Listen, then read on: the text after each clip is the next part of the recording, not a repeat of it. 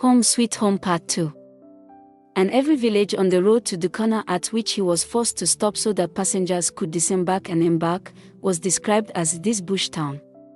I must have exasperated him by my silence and studied indifference to his antics. And he took it out on me by pressing harder on the accelerator. And when the passengers at the back of the lorry complained and wailed aloud for caution and care, he drove even more furiously, whistling noisily the while, careless of our limbs and leaves. We drove past sleepy little villages hacked out of the forest, fondly embracing the earth and foliage. We drove past farms planted with a mixture of yams, cassava, maize, pepper and melon, mostly stunted and crying for fertilizers. We went swiftly past men riding rickety bicycles and women with large bundles of firewood or huge white basins on their heads and babies tied to their backs with dirty rags. Once in a while, a building of modern construction, properly painted and maintained, would peep out of the bush, a reminder of other possibilities. Now and again, we would drive past a gas flare reminding us that this was oil-bearing country and that from the bowels of this land came the much sought-after liquid which fueled the wheels of modern civilization. I felt then that excruciating pain which knowledge confers on those who can discern the gulf which divides what is and what could be. And my mind drifted to the men and women of Dukana acting out their lives against a backdrop of great forces they would never understand. I thought at length about them, the men and women whom I knew were awaiting my return because they were my relatives, aunts, uncles, cousins, my kin. And I felt for them. I must have dozed off because when I opened my eyes, progress had screeched to a stop. We were in the Dukana town square, an opening in the middle of the town where the motorable road abruptly stopped. On all sides of the opening were mud houses, of a square construction covered by raffia palms. Now and again, in the confusion of houses was the odd mud house covered with rusty corrugated iron sheets and, much more rarely, a brick house, unplastered and unpainted, its windows bordered with planks or old newspapers turned dull yellow. For you must understand that building a brick house in Dukana is the task of a lifetime. When its proud owner finds some loose change, he buys a bag of cement, makes bricks and adds them to the existing structure. In this slow, laborious way, the block work might be completed over 5 or 10 years. Then a bundle of corrugated iron sheets is added each year until the entire structure is roofed. The doors and windows might come later or not at all, for after all, is not a house the roof over your head to keep out rain and sun. Once there is a roof, and there are walls, the owner moves in. This might be 10 years or more after the commencement of construction. Time does not matter in Dukana. As I expected, Mama was waiting when progress arrived. She had been waiting all afternoon. I climbed out of my seat and fell into her arms. We cried for joy. Duzia, the lame one who never misses a scene of this sort, was there, reporter-like, taking in the scene and obliging us with a running commentary. "That's what I have always said," says he. "There is nothing like having a beautiful, educated daughter. That's the way I always hug mine when she returns from a long journey. I say, young woman, I could do with a bit of a warm embrace myself."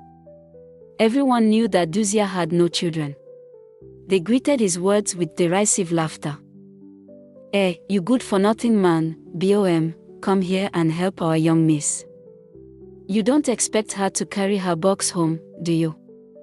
In the twinkling of an eye, a small, lean man in a tattered and dirty singlet had stepped forward to help bring my portmanteau from the back of the lorry.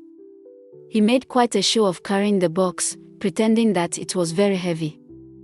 "Bom, say, our young miss has arrived heavily laden with all the good things of this earth. I should think Dukana will soon be floating on a sea of wealth," Duzia interposed. "I should think so, Duzia," Bom said. "I won't say any more till we get home and I see our young miss open this box and share her wealth with us." "Oh, there you have things wrong. Don't you see her mother hovering hawk-like around her? You think she'll allow anyone to touch a pin of her daughters? You don't know that woman." "Go to Duzia," Mama said. "You know a lot more about the man I know about myself." I wonder what you'd do if you could walk upright like the rest of us. I shouldn't be here with you, then. I'd just take your luscious daughter away to the end of the world. We all laughed. We were already on our way home. Mama and I BOM carried my portmanteau on his head in front of us. By the time we got home, just a few hundred yards away, a small crowd had already gathered in Momo's sitting room. They came in the usual assortment of rags, gowns picked up from the stalls of second-hand clothes traders, singlets bearing the words Oxford University, mildewed blouses. Some women wore shirts that were meant for men. One of them was in a printed cotton nightgown that had faded beyond recognition. The men tied loincloths round their waists. Some had neither shirt nor singlet.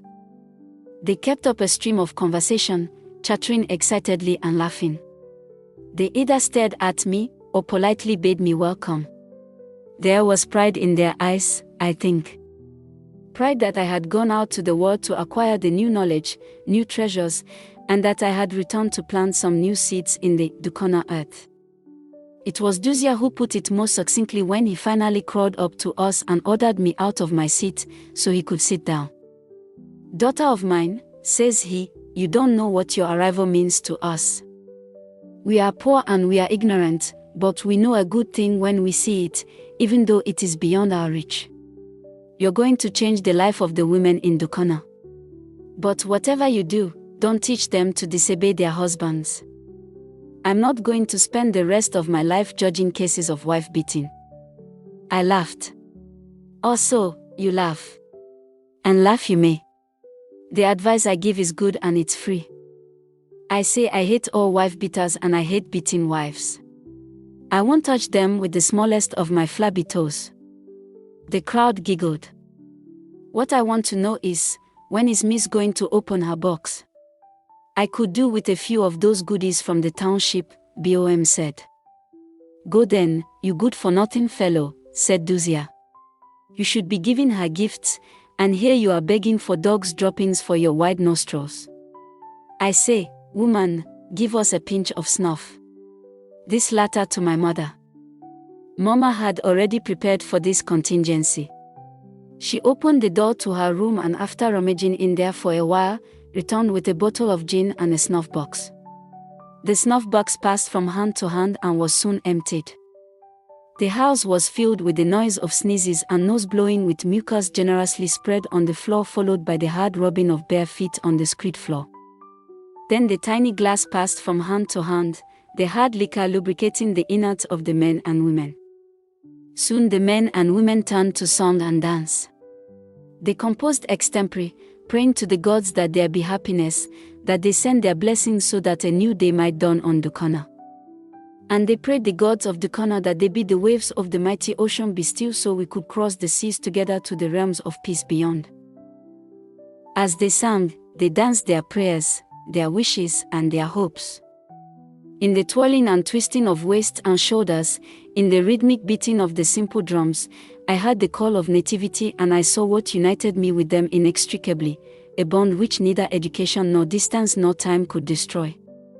And I leapt to my feet and joined them in their expression of joy. It did not last long, that spontaneous outburst of joy. Gradually, the song died down, the music ceased and the room thinned out. Night had begun to fall. Dukana slunk off noiselessly, the surrounding darkness swallowing them as they disappeared from Mama's house. Mama and I had dinner together. It was a simple meal, pounded yam and hot peppery fish broth. I was tired and did not speak much. Mama said how happy she was I had returned and how delightful that Dukana had turned out to give me a fitting welcome.